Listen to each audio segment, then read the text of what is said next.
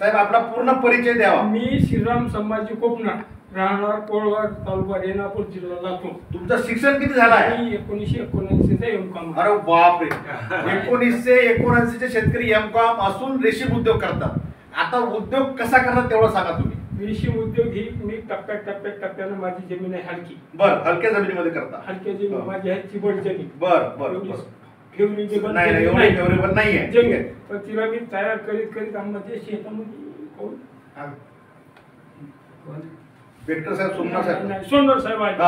त्यांनी काय म्हणे, ही उसाचं राहणं ही कुठं आहे बघा आता खाली उकरून.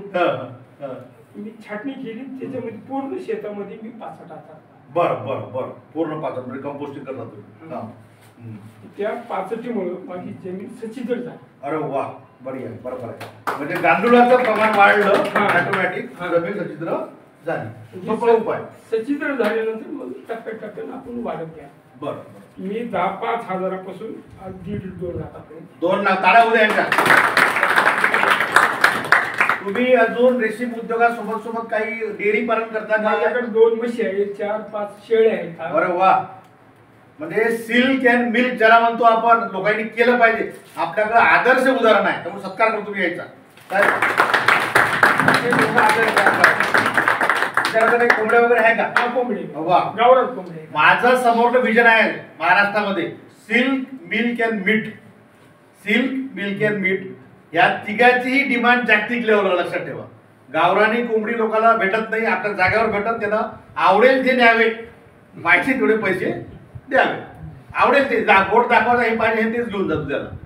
ही जर सिस्टीम राबवली, शनिवार रविवार तुम्हाला पैसे घ्यायला सुधारणार नाही. 10 रुपयाचे गांडा, लक्षात ठेवा. नावानं जर विकलं तुम्ही, गावरानी कोंबडीचे अंडे भेटल, तो दुकानदार तुमच्याकडे जागेवर येते.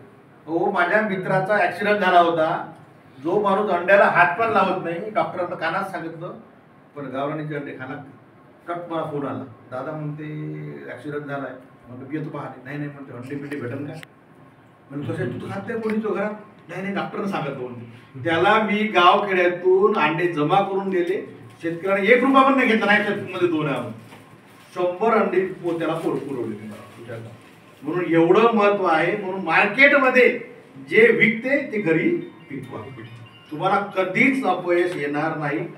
लाख रुपयाचं पीक करण्यासाठी लाईन लावायची गरज पडणार नाही. बँक तुम्हाला विचारत साहेब तुम्हाला काही पाहिजे का, तर दुसरं सिबिल चांगलं होईल ना. आणि रेशीम मधला 1ही रुपया साहेब आमचा असं घातली जात नाही, पूर्ण अकाउंटमध्ये जाते. पूर्ण अकाउंटमध्ये कुठेही चेक करून घ्या तुम्ही. या वाचाना 2 लाख रुपये कमावले की नाही करून, कॅशच भेटत नाही. सगळं हे करून टाकलं आपण. चला, फार बरं वाटलं. तुमच्यासारखे शेतकरी आपल्याला घडवायचे आहे भविष्यात या लातूरमध्ये. अजून तुमचं रिप्लिकेशन करायचं आहे. तुमच्या गावाला भेट देईन मी एकदा. चला, मी शेतात भेट सुद्धा देणार तुम्ही. मी सरकारी योजना ह्या साहेबांमुळे घेतली. मी काय ऑफिसला यायला विचारा. आता मी 7 पासून 3दा इथं आली. मी आज देशी मध्ये मी काय कुठे गेलो बी नाही, आलो बी नाही, कुठं वाढवले बी नाही. विहीर 80 फूट विहीर खोल आहे. 80 फूट खोल आहे. 40 फूट विहीर बांधली आहे. 100 फूट शेड आहे. 5 गुंठ्याला जनावराला, कोंबड्याला, शेळ्याला जाळी मारली. 8 फूट उंचीची. घर बांधलेलं कोणी सांगायचं? घर